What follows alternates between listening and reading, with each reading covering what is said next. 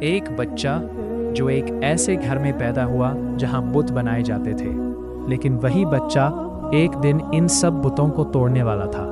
قوم سمود کے بعد وقت گزرتا گیا، نسلیں بدلتی رہیں اور دنیا میں ایک بار پھر گمراہی پھیلنے لگی۔ بسم اللہ الرحمن الرحیم۔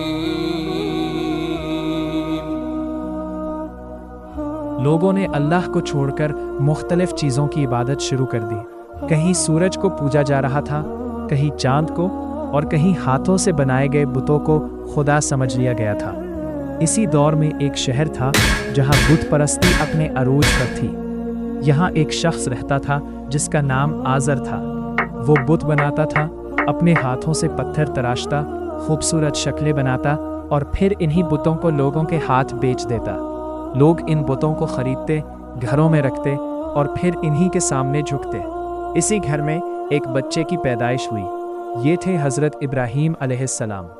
بچپن ہی سے ابراہیم علیہ السلام کا دل مختلف تھا۔ وہ اپنے ارد گرد کی چیزوں کو غور سے دیکھتے، سوچتے، سوال کرتے۔ ایک دن انہوں نے اپنے باپ کو دیکھا کہ وہ اپنے ہاتھوں سے ایک بت بنا رہا ہے، پتھر کو تراش رہا ہے، شکل دے رہا ہے۔ ابراہیم علیہ السلام خاموشی سے دیکھتے رہے۔ پھر انہوں نے ایک سوال کیا، ابا، آپ خود اسے بناتے ہیں اور پھر لوگ اسی کو پوجتے ہیں؟ یہ ایک سادہ سوال تھا، مگر اس میں ایک گہری سچائی چھپی تھی۔ آزر کو یہ سوال پسند نہ آیا، اس نے بات کو ٹال دیا، مگر ابراہیم علیہ السلام کے دل میں سوال بڑھتا گیا۔ وہ رات کو آسمان کی طرف دیکھتے، ستاروں کو دیکھتے، چاند کو دیکھتے، سورج کو دیکھتے اور سوچتے، کیا یہ میرا رب ہو سکتا ہے؟ ایک رات انہوں نے ایک چمکتا ہوا ستارہ دیکھا۔ وہ بولے، یہ میرا رب ہے۔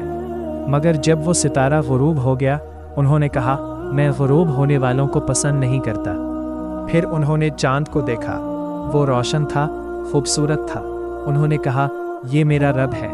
لیکن جب چاند بھی غروب ہو گیا تو انہوں نے کہا، اگر میرا رب مجھے ہدایت نہ دے تو میں بھی گمراہ ہو جاؤں گا۔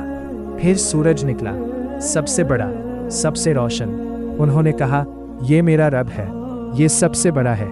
لیکن جب سورج بھی ڈوب گیا تو اب سچ ان کے دل میں واضح ہو چکا تھا۔ انہوں نے کہا، میں ان سب سے بیزار ہوں، میں صرف اس رب کی طرف متوجہ ہوتا ہوں جس نے آسمانوں اور زمین کو پیدا کیا۔ یہ وہ لمحہ تھا جب ایک نوجوان نے پوری دنیا کی گمراہی کے خلاف کھڑے ہونے کا فیصلہ کیا۔ ابراہیم علیہ السلام نے اپنی قوم کو سمجھانا شروع کیا۔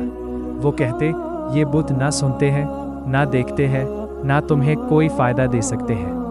لوگ حیران ہوتے، کچھ ہنستے، کچھ غصہ ہوتے، لیکن وہ رکے نہیں۔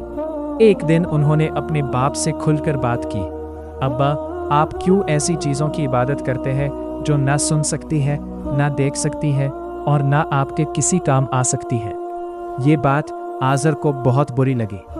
اس نے غصے میں کہا، اگر تم نے یہ باتیں نہ چھوڑی تو میں تمہیں سنگسار کر دوں گا اور میرے سامنے سے چلے جاؤ۔ یہ ایک باپ کا اپنے بیٹے سے سخت ترین جملہ تھا، لیکن ابراہیم علیہ السلام نے جواب میں کیا کہا؟ انہوں نے نرمی سے کہا، آپ پر سلام ہو، میں آپ کے لیے اپنے رب سے معافی مانگوں گا۔ یہ تھا ایک نبی کا اخلاق، نہ غصہ، نہ بدلہ، صرف صبر اور دعا۔ مگر اب معاملہ صرف گھر تک محدود نہیں رہا تھا۔